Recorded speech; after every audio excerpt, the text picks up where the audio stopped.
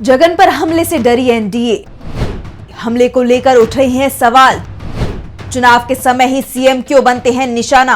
आंध्र प्रदेश के मुख्यमंत्री और वाईएसआर कांग्रेस पार्टी अध्यक्ष वाईएस जगन मोहन रेड्डी विजयवाड़ा में रोड शो कर रहे थे। चारों तरफ से फूलों की बारिश हो रही थी और फूलों की बारिश के बीच एक पत्थर सीधा आंध्र प्रदेश के सीएम जगन मोहन रेड्डी के माथे पर लगता है। आंख से थोड़ा ऊपर कट का एक निशान बन जाता है। जगन मोहन रेड्डी और उनके साथ बस पर सवार लोगों को पहले तो कुछ समझ में नहीं आता, लेकिन जैसे ही हमले का एहसास होता है तुरंत बाद जगन मोहन को बस के अंदर लेकर जाया जाता है और वहीं डॉक्टर उनका प्राथमिक उपचार करते हैं। इस घटना के वीडियो और फोटो सोशल मीडिया पर जमकर वायरल हो रहे हैं।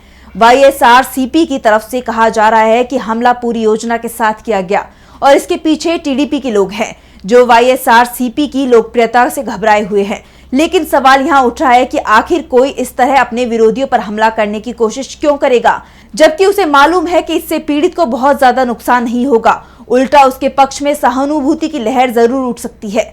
इसे चुनाव जीतने की एक रणनीति भी माना जा रहा है और कहा जा रहा है कि ये रणनीति बड़े चुनावी रणनीतिकार ने तैयार की है जो पहले जांची और परखी जा चुकी है। याद कीजिएगा तो बहुत कुछ याद आएगा। कनेक्शन आंध्र प्रदेश का बंगाल से जुड़ता दिखेगा। मामला 2021 के पश्चिम बंगाल विधानसभा चुनाव का है।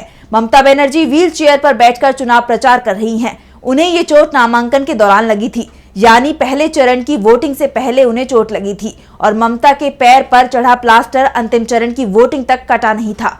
ममता हर चुनावी सभा में अपनी चोट का जिक्र करती थी, बताती थी बीजेपी के लोगों ने हमला किया है। वैसे मामले को 3 साल हो गए हैं, लेकिन आज तक बीजेपी का एक भी नेता इस मामले में गिरफ्तार नहीं हुआ है।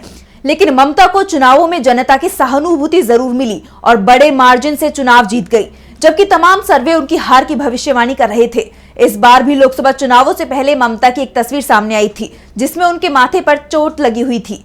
वो अस्पताल में बिस्तर पर दिखाई दे रही थी। कोशिश इस बार भी की गई कि जनता की सहानुभूति मिले। अब जनता की सहानुभूति कितनी मिलती है ये तो 4 जून को सामने आएगा। लेकिन आंध्र और पश्चिम बंगाल की बात हम इसलिए कर रहे हैं जो घटनाएं यहाँ हुई हैं और जिस दल के टॉप लीडर को निशाना बनाया गया है उसके साथ चुनावों की रणनीति बनाने वाली एक कंपनी काम कर चुकी है और अब इसे लेकर सवाल उठ रहे हैं कि क्या जगन की चोट चुनावी रणनीति से जुड़ी हुई है। अगर ऐसा है तो फिर ये मुद्दा 13 मई तक छाया रहेगा। आंध्र प्रदेश में 25 लोकसभा और 175 विधानसभा सीटों पर 13 मई को वोटिंग होनी है और वाईएसआरसीपी की तरफ से जिस तरह से जगन मोहन पर हुए हमले को मुद्दा बनाना शुरू कर दिया गया है उसके बाद ये तो तय माना जा रहा है कि जगन की पार्टी इसे भुनाने में पीछे नहीं हटेगी।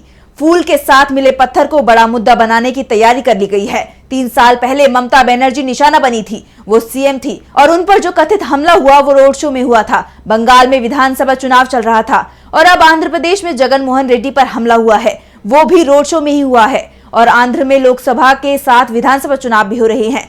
ऐसे में कांग्रेस के साथ ही टीडीपी और बीजेपी के भी होश उड़े हुए हैं। उन्हें समझ में नहीं आ रहा कि इस मामले को कैसे हैंडल किया जाना है, क्योंकि जरा सी चूक हुई, जैसे चूक 2021 में पीएम मोदी ने बंगाल में की थी, तो पूरी बाजी पलट जाएगी। वैसे ये भी कहा जा रहा है कि इस बार आंध्र प्रदेश में कांग्रेस तेजी से मजबूत हो रही है और कांग्रेस की मजबूती का सबसे ज्यादा डर जगन मोहन रेड्डी को ही लग रहा है।